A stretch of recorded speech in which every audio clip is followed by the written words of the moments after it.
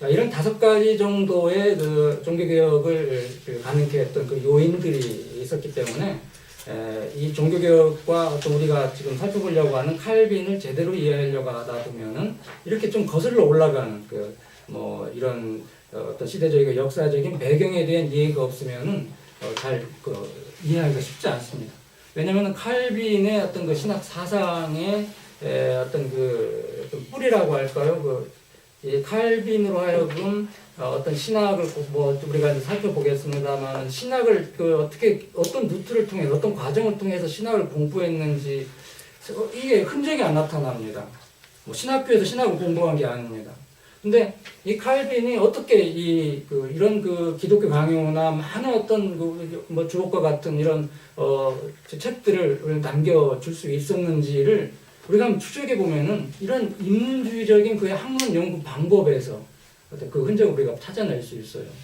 당시 뭐 우리가 칼빈이 12살 때부터 기숙학교 들어가가지고 대학들을 거치면서 인문주의자들로부터 공부를 배우고 그가 이제 어떤 언어들을 배우고 교부 어떤 그 원전들을 읽어나가는 이런 과정을 통해서 그가 이제 공부를 했는데 그 당시 공부 방법의 어떤 한 가지 어떤 특징이 토론과 논술이었다고 하는 거예요. 그래서 끊임없이 원전을 읽고 토론하고 글쓰기하고 하면서 어떤 자기 어떤 생각을 정리하고 발전시키는 그런 훈련을 받았던 겁니다.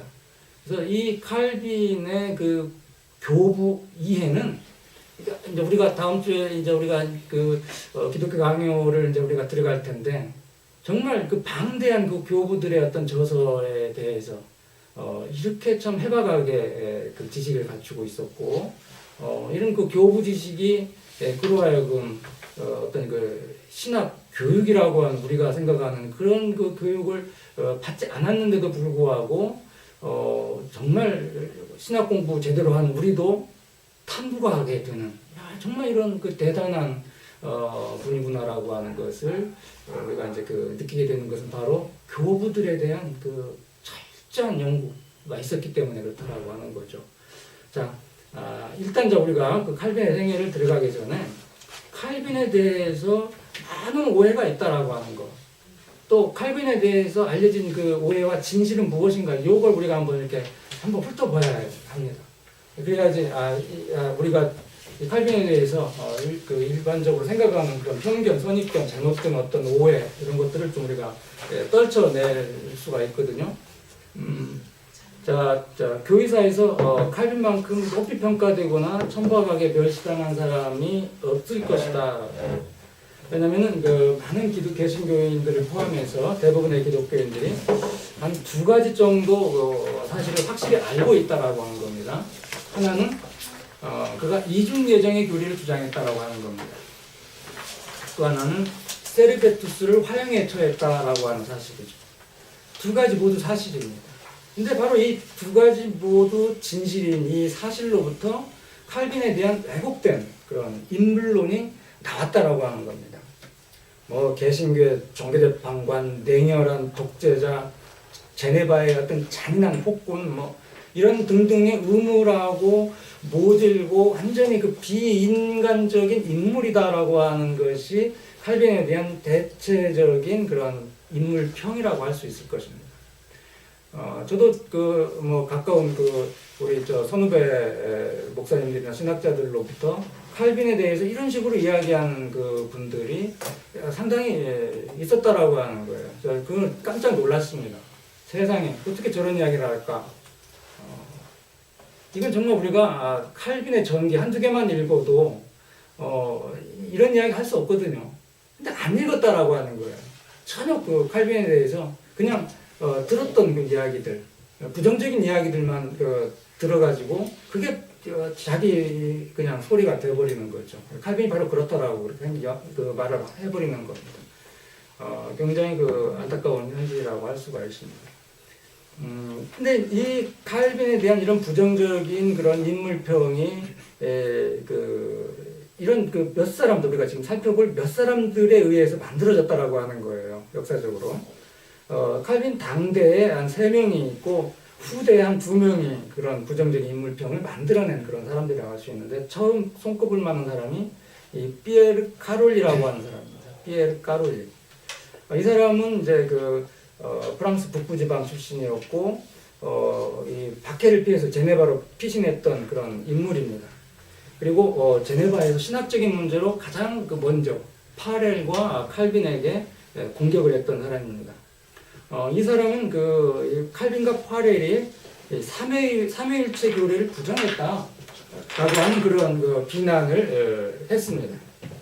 1931년에 세르베투스는 삼위일체의 오류에 관하여라고 하는 작은 책자를 냈는데, 여기서 칼빈이 이런 이 세르베투스와 관련해 가지고 칼빈이 세르베투스의 제자다라고 하는 그런 공격을 받게 된 겁니다. 이런 모함을 했던 사람이 바로 까롤리였던 거죠.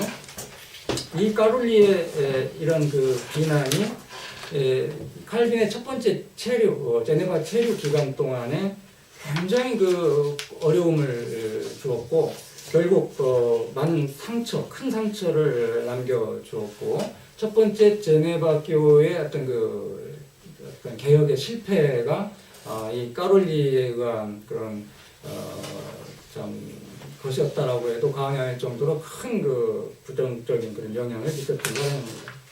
자, 두 번째가 이제 제롬 볼색이라고 하는 사람인데, 이 사람은 까르멜 수사였습니다. 근데 이제 개신교로 전향했다가 다시 캐톨릭으로 복귀한 그런 사람이었습니다.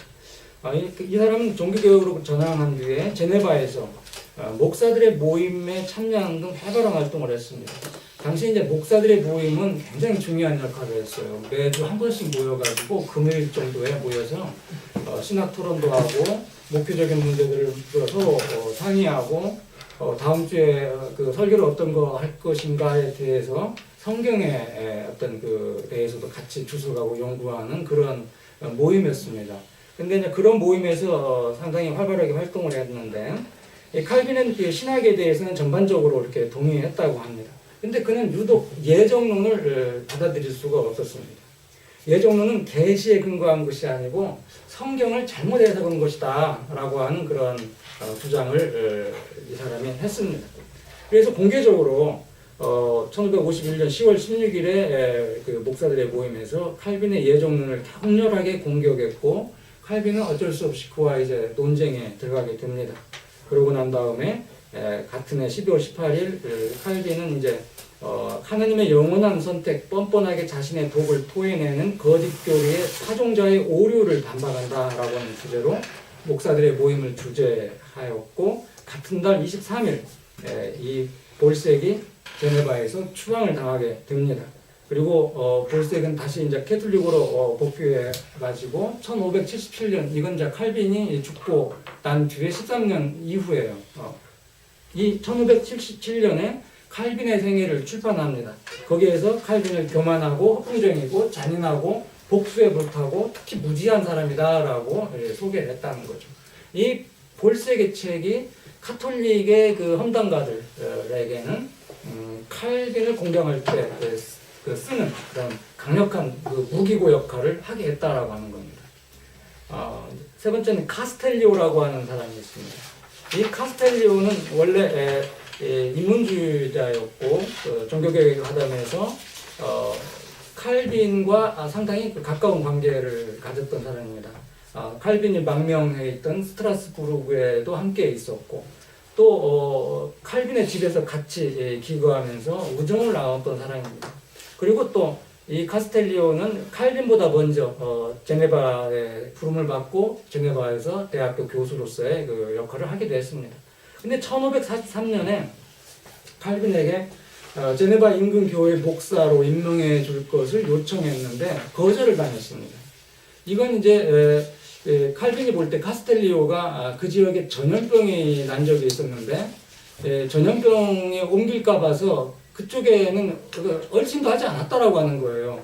칼빈이 볼 때 카스텔리오는 목회자로서의 자질이 좀 부족하다라고 하는 것을 경험상, 그의 인격적으로 그가 목회할 사람이 아니다라고 하는 것을 판단하고 목사 임명할 수 있도록 주선을 하지 않은 것 같습니다. 근데 이제 이게 카스텔리오는 오해하고 칼빈에게 적대적으로 돌아섰던 거죠. 여기에는 이제 두 가지 이유를 좀 제가 소개합니다만은, 첫 번째는 카스텔리오가 아가서에 영감서를 부인했다라고 하는 겁니다. 그 아가서가 정경으로 채택된 것에 대해서 유감으로 생각을 했다는 거죠. 또 하나는 이 카스텔리오가 사도신경에 기록된 그 음부에 내려가시고라고 하는 본문에 대한 칼빈의 해석을 비판했다라고 하는 거죠. 칼빈은 이러한 주장이 성경 중에 한 책의 영감에 대해 겨냥된 의혹이 결과적으로 성경 전체의 영감서를 해칠 수 있다라고 봤던 겁니다. 종교개혁의 근본 원리 중에 하나가 바로 이제 이 성서 원리라고 하는 거예요. 두 가지 원리가 있거든요. 종교개혁의 두 가지 원리. 하나는 내용 원리라고 하는 것하고 또 하나가 성서 원리인데, 내용 원리는 루터의 친유론을 이야기해요. 이건 여기서는 간단하게 언급하고 넘어갔다. 믿음만으로 의롭게여김을 받을 수 있다라고 하는 것은 그 내용, 종교개혁을 일으키는데 굉장한 큰 어떤 동력이 되었습니다만 형식이 없잖아요. 뭔가 하는 것을 뭔가 이렇게 그 내용은 확실한데, 믿음이라고 하는 건 확실한데, 뭔가 이렇게 그 믿음을 설명할 어떤 이 틀, 형식 이런 것들은 믿음은 없잖아요. 자, 근데 형식 원리라고 하는 것은 이제 성서 원리예요. 성서 원리. 성경이라고 하는 형식이 있잖아요. 틀이 확실하게.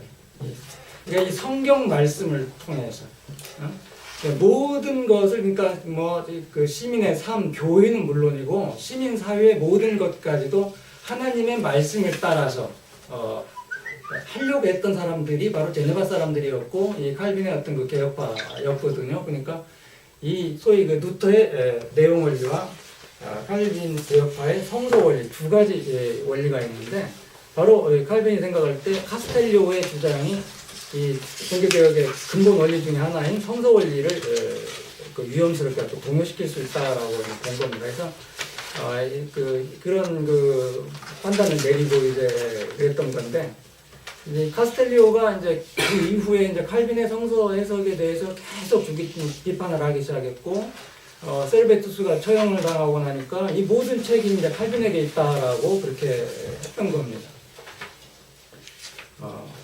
자, 네 번째가 이제 볼테르라고 하는 분인데, 볼테르는 프랑스 계몽주의를 대표하는 문필가죠. 그리고 자유인으로서 평생을 낡은 제도와 정치적인 부류에 맞서서 비판의 칼날을 멈추지 않았다. 이런 사람입니다. 그가 1763년에 관용론이라고 하는 책을 썼는데, 여기서 종교적인 편견 때문에 아무 잘못이 없는 사람을 능지처참을 했던 그 장 칼라스의 사건이라고 하는 걸 기억하면서 그에 대한 항거의 어떤 그 결과로서 이제 그 관용론을 이제 이렇게 썼다라고 하는 겁니다. 이 볼테르의 종교 비판은 카톨릭 교회의 영역을 넘어서 가지고 교조적인 신앙에 사로잡혀 보편성을 상실한 당대 칼빈주의자들에게 향했습니다. 당시 그가 경험한 칼빈주의자들의 종교적 맹신을 보면서 230년 전에 칼빈을 생각했다는 거죠. 세르베투스를 화형에 처한 제네바의 칼빈을 관용을 모르는 교조적인 종교 권력의 화신으로 생각했다는 겁니다. 마지막으로 이제 스테판 츠바이크라고 하는 그 사람이 있는데, 이 사람이 유대계 사람이죠. 유대계 독일인. 1936년에 폭력에 맞서는 양심, 칼빈에 맞서는 카스텔리오라고 하는 제목의 책을 저술했어요.